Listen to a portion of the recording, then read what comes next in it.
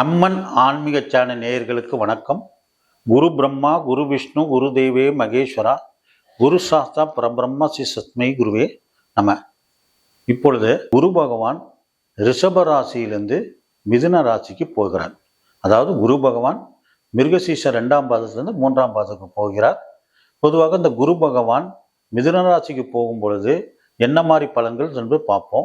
அதுக்கு முன்னாடி குரு பகவான் மிதுன ராசியில் இருக்கும் பொழுது குருவுக்கு 3 பார்வைகள் உள்ளன. 5ஆம் பார்வை, 7ஆம் பார்வை, 9ஆம் பார்வை, மொத்தம் 3 பார்வைகள் உள்ளன. குரு பொதுவாக தான் இருக்கும் இடத்தை கெடுப்பார், பார்க்கும் இடத்தை தான் நன்மை செய்வார் என்பது ஜோதிட பழமொழி. அதாவது குரு இருக்கும் இடம் பால், குரு பார்வை கோடி நன்மை. அதன் அடிப்படையில் தான் இந்த குரு பகவான் நன்மை செய்வார். அப்படி பார்க்கும் பொழுது மிதுன ராசியிலிருந்து 5ஆம் பார்வையாக துலா ராசியை பார்ப்பார். மிதுன ராசியிலிருந்து 7ஆம் பார்வையாக தனுசு ராசியை பார்ப்பார். மிதுன ராசியிலிருந்து 9ஆம் பார்வையாக கும்பராசியை பார்ப்பார். அப்போ அந்த 3 ராசிக்கான பலன்கள் அதிகமான பலன்கள் நடைபெறும். அது இல்லாமல் இந்த குரு பயிற்சியில் குரு பகவான் தான் இருக்கும் இடத்துலேருந்து 2வது ராசி, 5ஆவது ராசி, 7ஆவது ராசி, 9ஆவது ராசி, 11ஆவது ராசி இவெல்லாம் நன்மை செய்வார். அப்படி பார்க்கும் பொழுது குரு பகவான் தாம் இருக்கும் இடத்துலேருந்து ரிஷபராசிக்கு 2ஆம் இடத்துல குரு ஆகும்பொழுது அவர் ரிஷபராசிக்கு நன்மையை செய்வார். அடுத்தது சிம்ம ராசிக்கு குரு பகவான் 11ஆம் இடத்துல இருக்காரு. அப்போ அங்கே நன்மையை செய்வார். துலா ராசிக்கு பொறுத்தவரை குரு பகவான் 9ஆம் இடத்துல இருக்கும் பொழுது அவருக்கும் குரு பகவான் நன்மையை செய்வார். தனுசு ராசிக்கு குரு பகவான் 7ஆவது ராசியில் இருக்கும் பொழுது அங்கவும் நன்மை செய்வார். ஸோ கும்பராசிக்கு குரு பகவான் 5ஆவது ராசியில் இருக்கும் பொழுது அங்கேயும் நன்மை செய்வார். ஸோ நன்மை செய்யும் ராசிகள் ரிஷபராசி, சிம்ம ராசி, துலா ராசி, தனுசு ராசி, கும்பராசி இவைகள்லாம் அதிக நன்மை அடையும் ராசிகள். இந்த குரு பயிற்சியில் மற்ற ராசிகளுக்காரர்களுக்கு சுமாரான பலன்கள் நடைபெறும். பொதுவாக குரு பகவானுக்கு பல காரகத்தத்துவங்கள் உள்ளன. அவர் ஆசிரியர் தொழிலுக்குரிய காரக தத்துவம். குழந்தை பிறப்பதற்கு மிகவும் முக்கிய காரணம் அந்த குரு தான். குருமார்களுக்கு ஆசீர்வாதம் வேணும்னா அந்த குரு தான் வேணும். பொதுவாக குரு நன்றாக இருந்தால் தான் ஜாதகத்தில் பூர்வ புண்ணியம் நல்லாங்க இருக்கும். ஸோ குரு பகவானுடைய பலம் ரொம்ப ரொம்ப முக்கியம். இதெல்லாம் இருந்தால் தான் இந்த ஜாதகம் இருந்தால் தான் குரு பகவானுடைய அருள் கிடைக்கும். ஸோ ஆசிரியரை குறிக்கும், ஆன்மீகத்தை குறிக்கும், கோயிலை குறிக்கும், குழந்தை குறிக்கும், இன்னும் இது மாதிரி பள்ளிக்கூடத்தை குறிக்கும். இது மாதிரி பல காரத்தத்துவங்கள் குரு பகவானுக்கு உள்ளது. அடுத்தது இந்த குரு பகவானுக்கு பல யோகங்கள் உள்ளன. அதாவது குரு சந்திர யோகம், குரு மங்கள யோகம், குரு சண்டால யோகம், குருமங்கள யோகம், குரு சண்டால யோகம், அதாவது கோடீஸ்வர யோகம், சிவராஜ யோகம், பிரம்மகத்தி தோஷம், அதாவது குரு சனி சேர்ந்த பிரம்மகத்தி தோஷம். இது மாதிரியெல்லாம் குரு பகவானுடைய சேர்க்கை கிரகங்கள் சேரும்போது பலன்கள் கொடுக்கும். பொதுவாக குருவும் சூரியனும் சேர்ந்தா சிவராஜ யோகம் சொல்வார்கள். இது அற்புதமான யோகம். ஒரு ஜாதகத்துல யாருக்கு எவரொரு ஜாதகத்துல குருவும் சூரியன் சேர்ந்திருக்கோ, நல்ல ஆதிபத்தியம் பெற்றிருந்தால் குருவோ சூரியனோ கண்டிப்பா அவருக்கு சிவராஜ யோகம். அது சிவராஜ யோகம்னா என்னன்னா பேரும் புகழும் பதவியும், வாழ்க்கையில் கஷ்ட நஷ்டங்கள் இருக்காது. ஸோ இவர்களுக்கு எளிதில் எதுவும் கிடைக்கும். அப்ப இது சிவராஜ யோகம். அடுத்தது குருவும் சந்திரன் சேர்ந்த குரு சந்திர யோகம். இல்லைன்னா குருவுக்கு திரிகோணத்துல 5ல் 9ல் சந்திரன் இருந்தாலும் குரு சந்திர யோகம். இந்த குரு சந்திர யோகம் என்ன செய்யும்னா படித்த படிப்புக்கு வேலை கிடைக்காது. அவங்களுக்கு என்ன கிடைக்கும்னா படித்த படிப்பு சம்பந்தமில்லாத வேலைக்கு போய் அந்த துறையில் பேரும் புகழும் வாங்க வச்சு அவர் மிகப்பெரிய சாதனை படைப்பை வைப்பார் இந்த குரு சந்திர யோகம். அடுத்தது குருமங்கள யோகம். குருவும் செவ்வாயும் சேர்ந்த குருமங்கள யோகம். அதாவது குருவுக்கு திரிகோணத்துல 5ல் 9 இருந்தாலும் அது குருமங்கள யோகம் தான் எடுத்துக்கணும். அந்த குருமங்கள யோகம் எடுத்துக்கொள்ளும் பொழுது அவருக்கு வீடு கிடைக்கும், நிலம் கிடைக்கும், அவருக்கு சொத்து கிடைக்கும். இதெல்லாம் குருமங்கள யோகத்தோட பலன்கள். அடுத்தது குருவும் கேதுவும் சேர்ந்த கோடீஸ்வர யோகம். குருவுக்கு 5, 9ல் குரு இருந்தாலும் அது கோடீஸ்வர யோகம். இந்த கோடீஸ்வர யோகம் குரு பகவானும் கேது நல்ல ஆதிபத்தியம் பெற்றுக்கணும். உதாரணத்துக்கு ரிஷப லக்னத்துக்கு குரு 8 அப்ப அது நல்ல ஆதிபத்தியம் இல்லை. துலா லக்னத்துக்கு குரு பகவான் 3 ஆதிபதியர், அவரும் நல்ல ஆதிபத்தியம் இல்லை.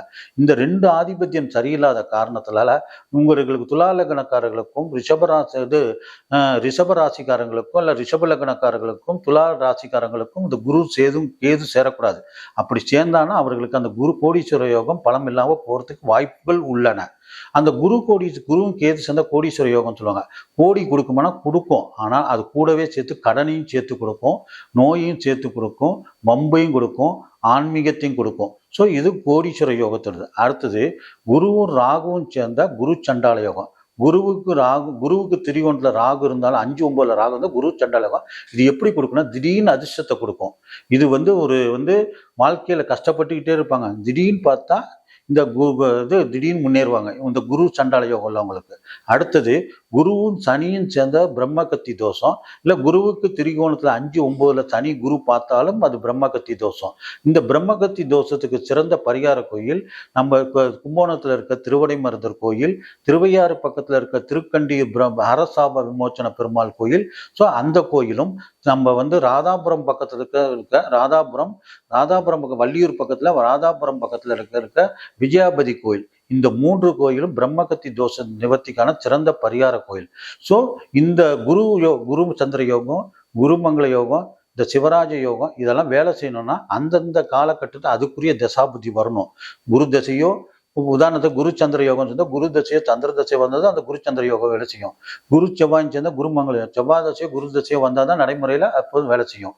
ஸோ தசாநாதன் தசை வரலன்னா அந்த யோகங்கள் ஜாதகத்தை பலம் இல்லாமல் போயிடும், பலன் இல்லாமல் போயிடும்.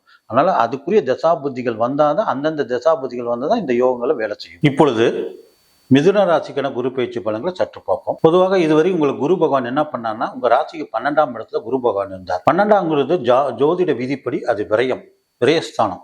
12ல குரு இருந்தால் சுப விரயம் ஏற்பட்டிருக்கும். இதுவரை நீங்க வீடோ சொத்து வாங்குறதுக்கோ வண்டி வாங்குறதுக்கோ இதுக்கெல்லாம் இதுவரை உங்களுக்கு பணம் செலவு இருக்கும். அதெல்லாம் சுப விரயம். நீங்க வீடு வாங்கியிருப்பீங்க, சொத்து வாங்கியிருப்பீங்க, இல்லை வண்டி வாங்கியிருப்பீங்க. ஸோ சுப செலவு, திருமணமாகாதவர்களுக்கு திருமணம் நடந்திருக்கும். இதெல்லாம் சுப செலவுகள். இதுவரை இந்த குரு பயிற்சியில் உங்களுக்கு ராசிக்கு 12ல் இருந்த வரையும் உங்களுக்கு சுப செலவுகள் நடந்திருக்கும். உங்கள் ஜாதகத்தில் தசாபுத்தியை பொறுத்து அது நன்மையோ தீமையோ பலன்கள் முன்பின் நடந்திருக்கும். ஆனால் பெரும்பாலும் உங்களுக்கு நன்மையான பலன்களே நடந்திருக்கும். இப்பொழுது மிதுன ராசிக்கு குரு வருகிறார், அதாவது உங்கள் ஜென்ம குருவாக வருகிறார். பொதுவாக ஜென்ம குருவாக வருகிறார். இந்த ஜென்ம குரு என்ன பண்ணுங்கிறத இப்போ பார்ப்போம். அதுக்கு முன்னாடி இந்த ஜென்மத்தில் இருக்க குரு கொஞ்சம் சற்று பலன்கள் நன்மையான பலன்கள் குறைப்பார் இல்லையா. உங்கள் ஜாதகத்தில் தசாபதி நன்றாக இருந்தால் இந்த ஜென்ம குரு ஒன்றுமே பண்ணாது. உங்களுக்கு இந்த ஜென்ம குரு நன்மையே செய்யும். ஆனால் பயப்பட தேவையில்லை. ஜென்ம குரு உங்களுக்கு நன்மையே செய்வார். உங்கள் ஜாதகத்தில் தசாபுத்தி நன்றாக இருந்தால் நன்மையே செய்வார். நீங்கள் அதை பற்றி கவலையே பட வேண்டாம். அடுத்தது குரு பகவான் தாம் இருக்கும் இடத்திலிருந்து 5ஆம் பார்வையாக உங்கள் துளாராசியை பார்ப்பார். அதாவது மிதுனத்துக்கு துளாராசி 5ஆவது ராசி. அதே மாதிரி குரு பகவான் மிதுனத்திலிருந்து 7ஆம் பார்வையாக தனுசு ராசியை பார்ப்பார். அப்போ உங்கள் ராசிக்கு 7ஆம் இடம் தனுசு. அடுத்தது மிதுன ராசிக்கு 9ஆம் பார்வையை கும்பராசியை பார்ப்பார். அது உங்க ராசிக்கு அது 9ஆம் இடம். குரு பகவான் 9ஆம் பார்வையாக கும்பராசியை அதாவது 9ஆம் பார்வையாக கும்பராசியை பார்ப்பார். ஸோ மூணு இடத்தை பார்ப்பார். உங்களுக்கு குரு இருக்கும் இடம் பால் சொல்லியிருக்காங்க. ஜோதிட வரிப்படி குரு இருக்கிற இடம் நன்மை செய்யாது, பார்க்கும் இடத்தை தான் நன்மை செய்யும். அதன்படி குரு பார்வை கோடி நன்மை. அதன்படி உங்களுக்கு 5ஆம் இடமான துளாராசியை பார்ப்பதால் உங்களுக்கு குழந்தை இல்லாதவர்களுக்கு குழந்தை பிறக்கிறதுக்கு வாய்ப்பு உள்ளது. உங்களுக்கு திடீர்னு அந்த அதிர்ஷ்டங்கள் கிடைக்கும். உங்களுக்கு பூர்வ புண்ணியம் நன்றாக இருந்தால் உங்களுக்கு நன்மையான பலன்கள் நடைபெறும். தசா புத்திகள் நன்றாக இருந்தால் நன்மையான பழகும். ஜோதிடம் கற்றுக்கொள்ள நினைப்பவர்களுக்கு இது தக்க தருணம். ஸோ மிதுன ராசிக்காரர்கள் இந்த குரு பேஜில் ஜோதிடம் கற்றுக்கொள்ளலாம். அடுத்தது 7ஆவது ராசியை குரு பகவான் பார்க்கும் பொழுது திருமணம் ஆகாதவர்களுக்கு திருமணம் நடைபெறும். திருமணம் காத்து கொண்டவர்கள் திருமணம் நடைபெறதுக்கு வாய்ப்பு உள்ளன. உங்கள் ஜாதகத்தின் தசாபுத்தி நன்றாக இருந்தால் கண்டிப்பாக உங்களுக்கு திருமணம் நடந்தே தீரும். அடுத்தது உங்களுக்கு கூட்டு தொழில் உள்ளவர்களுக்கு நன்மையான பலன்கள் நடைபெறும். நண்பர்களால் ஆதாயம் ஏற்படும். இதெல்லாம் மிதுன ராசியிலிருந்து 7ஆம் பார்வையாக தனுசு ராசியை பார்க்கும் பொழுது உங்களுக்கு நன்மையான பலன்கள் நடைபெறும். அடுத்தது குரு பகவான் 9ஆம் பார்வையாக கும்பராசியை பார்ப்பார். அதாவது மிதுனத்துக்கு அது 9ஆம் இடம். ஸோ காலப்புருஷனுக்கு அது 11ஆம் இடம். ஸோ இதை இரண்டையும் கம்பேர் பண்ணி பேசும் பொழுது உங்களுக்கு இந்த குரு பகவான் 9ல் இருக்கிறனால தந்தையால் அனுகூலம் நடக்கும். வெளிநாட்டு பயணங்கள் அமையலாம். வெளிநாட்டு பயணங்கள் அமையலாம். பாக்கியஸ்தானம் சிறப்பாக இருப்பதால் கோயில் குளங்கள், தீர்த்த யாத்திரைகள் இதெல்லாம் போய் சென்று வருவதற்கு வாய்ப்பு உள்ளன. ஆசிரிய தொழில் உள்ளவங்களுக்கு நன்மையான பலன்கள் எதிர்பார்க்கலாம். ஸோ இது மிதுன ராசிக்கான பொதுவான பலன்கள். அடுத்தது இந்த மிதுன ராசியை பொறுத்தவரை குரு பகவான் மிதுன ராசியை பொறுத்த குரு பகவானுக்கு ஆதிபத்தியம் 7-10 குடைவர். 7-10 குடைவர் என்பதால் தொழிலும் சில நன்மையான பலன்கள் எதிர்பார்க்கலாம். திருமணம் சார்ந்த விஷயங்கள், கூட்டு தொழில் சார்ந்த விஷயங்கள், நண்பர்களால் ஆதாயம், இதெல்லாம் மிதுன ராசிக்கு கிடைக்கக்கூடிய இந்த குரு பயிற்சியின் சற்று நன்மையான பலன்கள். அதனால நீங்க அந்த ஜென்மத்தில் இருக்க குருவை கண்டு நீங்க பயப்பட வேண்டாம்.